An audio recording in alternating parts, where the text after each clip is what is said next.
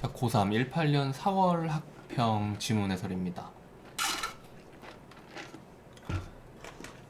요 내용은 사실 우리가 중학교 아니면 고교 초기라고 해야 되나요? 고교 저학년 때 이미 도덕, 윤리 이 시간에 배웠던 내용이에요. 니체 이야기는 안 했지만은 루소랑 홉스랑 로크는 누구나가 다 알고 있어야 될 상식 같은 겁니다. 앞으로 살면서도. 그래서 지금 알아두시면 좀 좋아요.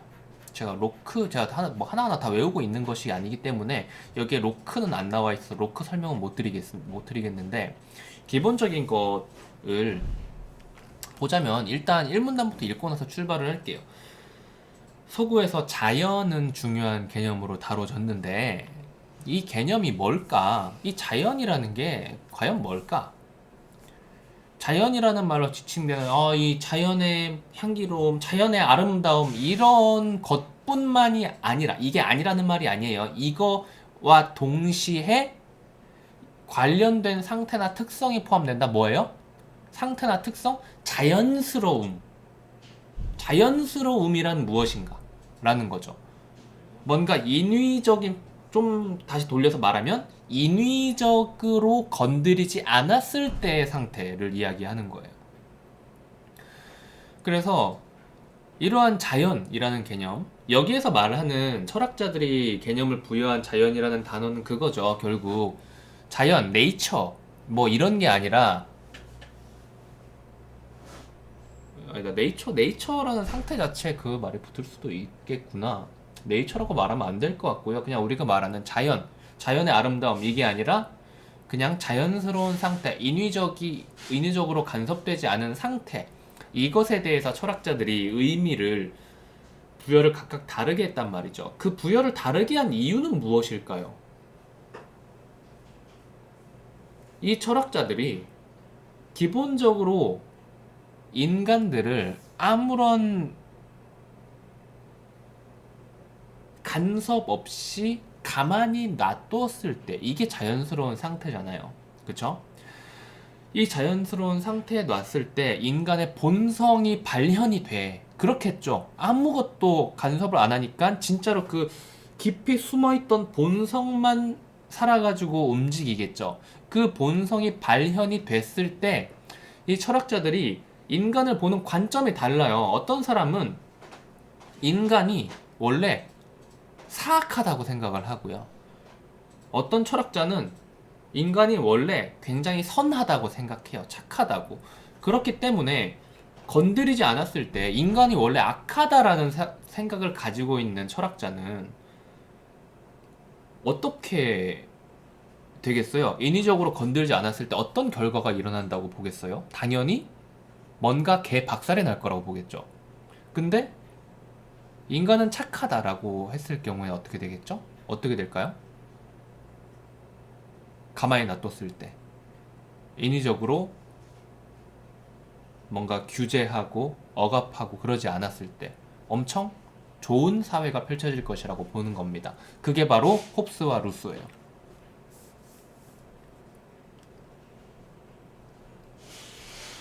사실 순서 자체는 지금 홉스와 루소 이런 식으로 나오긴 했는데 여러분이 배우는 혹은 배웠던 순서는 루소, 홉스, 로크의 순서였을 겁니다. 그렇지만 지문에 맞춰가지고 홉스, 루소, 그리고 로크에 대해서는 쓰지 않겠지만은 이 둘을 비교를 해볼게요. 이것이 바로 2문단과 3문단, 사람 이름 동그라미 치라 그랬죠? 그래서 1문단, 2문단, 3문단에서 가장 중요한 단어는 자연, 그리고 홉스, 루소라는 세 개의 단어였습니다. 이건 반드시 동그라미를 치셔야 되고요. 그래서 홉스는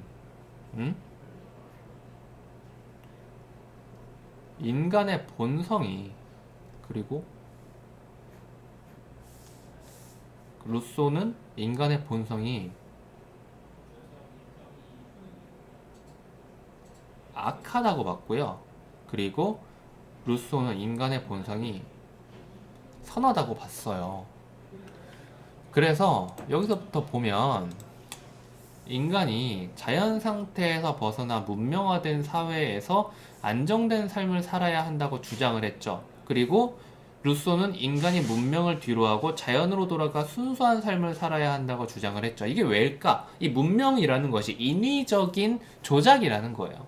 문명을 벗어나면 어떻게 돼요? 자연 그대로의 상태가 된다는 거죠. 그래서 홉스가 인간의 본성이 악이라고 봤고 루소는 인간의 본성이 선이라고 봤는데 이 사람들이 각각 이런 주장을 하게 된 그 과정이 여기에서 나와 있는 거예요. 이렇게. 그래서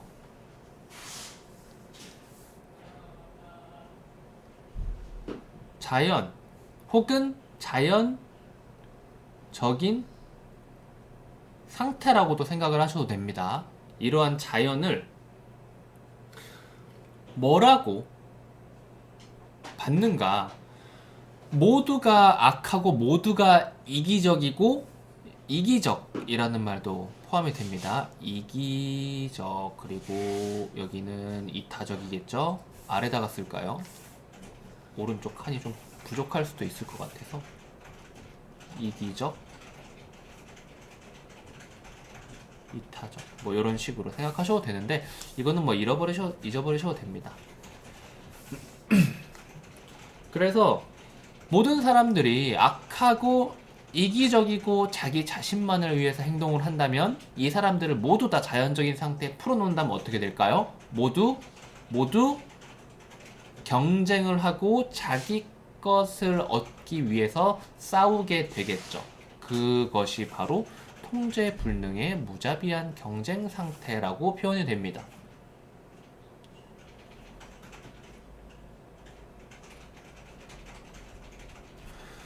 그리고 루소 같은 경우는 어떻게 될까요? 루소는 자연을 생명이 충만한 아름다운 전원으로 여긴 것에서 비롯이 되었다. 전원이라는 단어가 직관적으로 보이진 않겠지만은 여기에 있는 설명을 읽었으니까 여기다 전원을 써도 되겠죠. 그의 자연관은 당시 문명에 대한 비판에서 나온 것이고요. 왜 문명에 대해서 비판을 했을까요? 인간 본성이 선하다고 생각을 했으니까. 문명은 인위적인 것이니까 개입할 필요가 없다라는 거예요. 홉스는 인간의 본성은 악하고 자연적인 상태로 놔두면은 박살이 나기 때문에 개입을 해야 한다라는 거죠. 그래서 어떻게 해야 하는가라는 거죠. 어떻게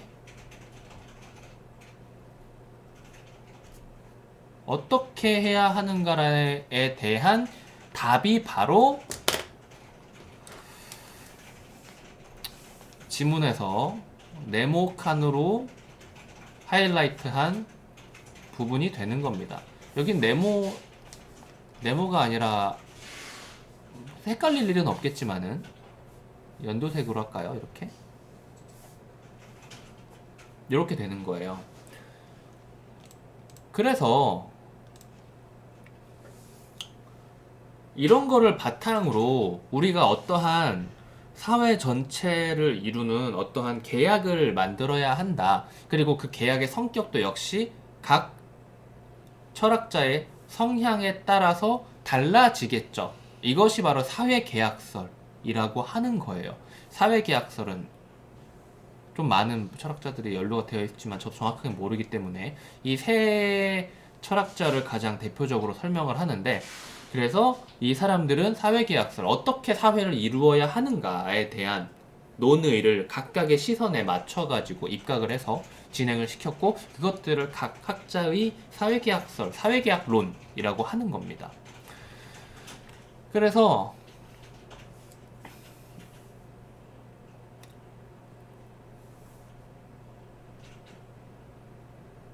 로크 같은 경우에 조금만 이 인간 본성에 대한 이야기를 조금만 해보자면은, 로크 같은 경우에는 인간의 본성이 애초에 선하지도 악하지도 않다고 했어요.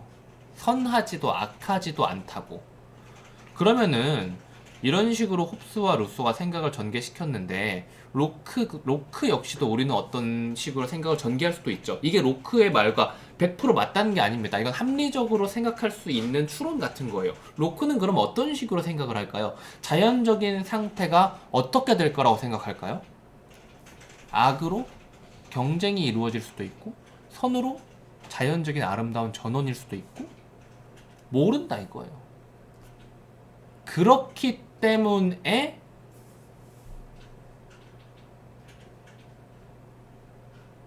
좋아지기 위해서 혹은 좋게 되기 위해서 어떤 사회의 필요성을 이야기했을 수도 있겠죠. 궁금하시면 한번 확인해보세요. 로크 찾아보신 다음에. 그래서 홉스는 기본적으로 사람은 원래 악하다라고 해서 성악설, 루소는 사람은 원래 선하다라고 해서 성선설, 그리고 로크는 사람은 애초에 선하지도 악하지도 않다. 그 모든 것들이 그러니까 아무것도 없다는 게 아니에요. 딱 정해서 말할 수 없다 쪽으로 보시는 게 좀 더 좋을 겁니다. 그래서 로커는 없을 무 뭐가 없어요? 성악이라는 게 성악이 아니라 이게 성무 선악입니다. 선악이겠죠 당연히. 선악이라는 것에 대한 구분이 애초에 없다 라고 해서 성무선악설이라고 이야기를 하는 겁니다. 그래서 이것만 매칭을 잘 시키셔도 앞으로 이 학자들 나왔을 때 엄청나게 많은 도움이 될 수 있어요. 그래서 2문단과 3문단 이야기가 이걸 하고 있는데 제가 일부러 그냥 지문 줄글을 읽지 않고 이렇게 설명을 드린 이유가 있겠죠. 이것이 앞으로 계속 지문을 만나게 됐을 때 이 사람들, 이 학자들이 나올 경우에 기본으로 깔리는 이야기인 겁니다. 그래서 이것도 필요가 없고요. 오른쪽도 딱 여기까지만 기억을 하시면 돼요. 여기까지만요. 자, 그래서 이제 어려운 거는 이제 사실 니체 쪽이죠. 그래서 니체는 어떤 비판을 했는가 보면은 그래서 니들 홉스, 루소 니들 잘한 줄 알아? 너네가 생각하는 인간의 방향성을 어떤 식으로 뭐 설명을 하기 위해서 좀 너무 오버해가지고 자연의 개념을 규정해버린 거 아니야? 이런 이야기를 했대요. 그러니까 자연은 이미 존재를 하는데 왜 니들이 도덕적인 가치 판단으로 자연이라는 것, 지금 말하는 자연은 자연스러운에서 나오는 자연이죠. 그러한 자연을 규정하고자 합니다. 그래서 니체는 도덕적 가치 판단에 선행하는 자연 그 자체를 규정하고 싶어 해요.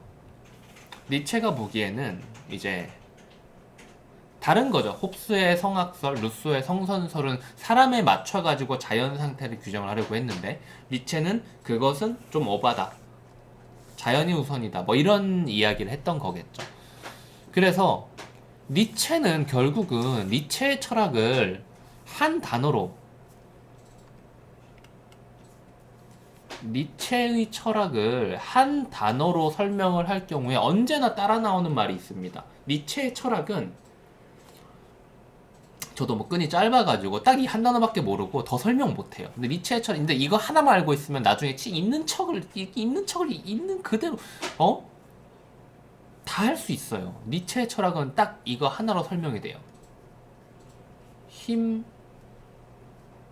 힘으로의 의지, 요거 하나로 설명이 됩니다. 니체의 철학은 힘을 지향하는 거예요. 자, 니체가 보기에 자연 속의 모든 것들은 자신을 지키고 힘을 키우기 위해 다른 것들과 끊임없이 경쟁합니다.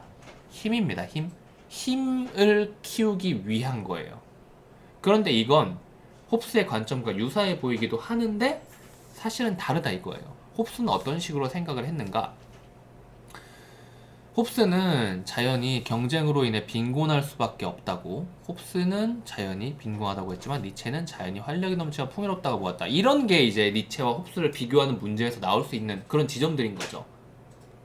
니체는 도덕이라는 것이 엄청 최고의 가치라고, 그래서 다른 생명체보다 훨씬 더 우월한 존재로 만들어준 것이 뭐? 도덕이라고 생각을 했대요. 그래서 이거는 니체가 비판하는 거네. 니체의 입장이 아니라 니체는 도덕이라는 것이 이제 니들 이런 식으로 생각했지 이야기를 하고 있는 겁니다. 니체에서 도덕 나오니까 뭔가 기분이 이상해가지고 다시 보니까 그러네요. 니들 도덕 가지고 이렇게 지금 조물조물해가지고 장난질 쳤지. 그래서 니들 인간의 도덕적 가치 판단만으로 자연의 개념을 규정하는 이러한 인간 중심적 사고방식에 갇혀버린 거야 라고 이야기를 하고 있는 거예요.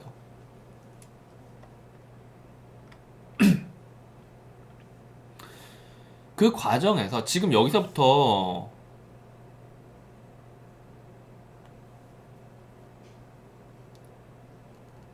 더 읽어야 돼요. 그 과정에서 인간은 자연을 자신과 분리된 존재로 대상화하면서 자연과 분리, 따로. 그래서 자연의 일부로서의 인간이 지닌 본능은 뭐죠? 자연의 일부로서 자연에 속해 있는 존재인 거죠. 분리된 존재가 아니라. 그런 것이 축소되었다. 지금 보시면은 홉스와 루소 이야기를 해오면서 지금 이 인간 중심적 사고방식에 대한 비판을 하고 있는 거예요. 그래서 인간 중심적 사고방식을 지금 비판을 하고 있는데, 여기에서 니체의 생각, 니체의 사고관은 여기랑 그리고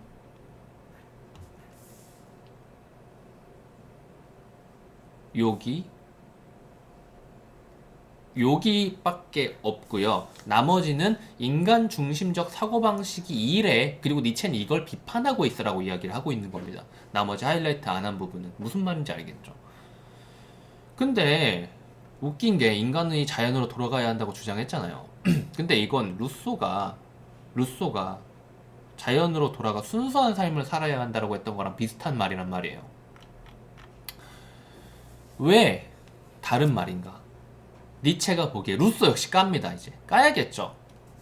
루소가 말한 자연은 문명의 삶에 지친 인간이 자연에 억지로 선한 가치를 부여했다는 거예요. 그건 뭐예요? 인간 중심적 사고방식으로 가치를 부여해버린 거죠. 그쵸? 그래서 그건 틀렸다. 니체에게 자연으로 돌아가는 것은 어떤 의미이냐? 인간이 자연을 분리시킨 후에 문명에서 떠나서 자연으로 들어가야 하는 것이 아니고, 우리는 원래 자연의 일부이다 라고, 원래부터 자연의 일부였다. 지금 자연과 떨어져 있고 자연으로 이동해야 된다가 아니에요. 원래부터 자연의 일부라는 걸 깨달아야 된다는 거예요. 조금 다른 느낌이죠. 그래서 이 부분이 제가 생각하는 자연에 대한 생각인 거죠. 그래서 인간 삶의 고향, 자연으로 돌아가는 것이 인간 삶의 고향, 높이 들띄운다, 뭐 이런 의미죠. 니체는 이성만을 중시했던 인간 중심적인 사고방식을 거부하고 상대적으로 경시되었던 인간의 육체에 주목을 했대요. 인간 중심적 사고방식 뭐예요? 머리죠. 머리로 하는 사고죠. 사유, 그걸 안 하고 육체에 주목을 했대요. 그래서 인간 중심적 사유에서 또 계속 비판을 하고 있는 거예요. 인간 중심적 사유에서는 육체가 이성적 활동을 방해한다고 봤지만, 니체는 육체가 자연의 활력이 분명하게 발현되는 것이라고 봤고요. 그래서 중요하다. 하지만 이거 하나만큼 확실해야 되는 것이, 니체가 인간이 멍청이라고 한 건 아니라는 겁니다. 이성이 없는, 이성적 능력을 부정하는 건 아니라는 거예요. 인간은 분명 사고하고 똑똑해. 하지만 니들은 이성 그리고 육체 이분법으로 나누고 인간, 자연 이분법으로 나눠버리고 그런 식으로 생각을 하잖아. 자연과 봤을 때 인간 중심적으로 자연을 재단하려고 하고, 사람을 봤을 때 사람의 이성을 최고의 가치인 걸로 생각을 하고, 나머지는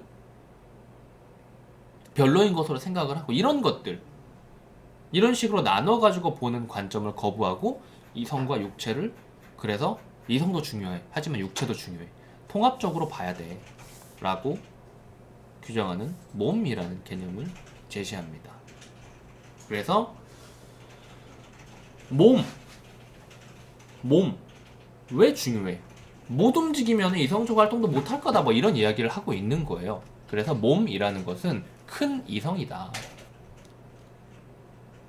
그리고 인간 중심적 사고방식에서 강조한 이성은 몸을 생각하지 않은, 정확히는 몸 안에 속해 있는 육체를 생각하지 않는 작은 이성이다라고 규정을 하는 거죠.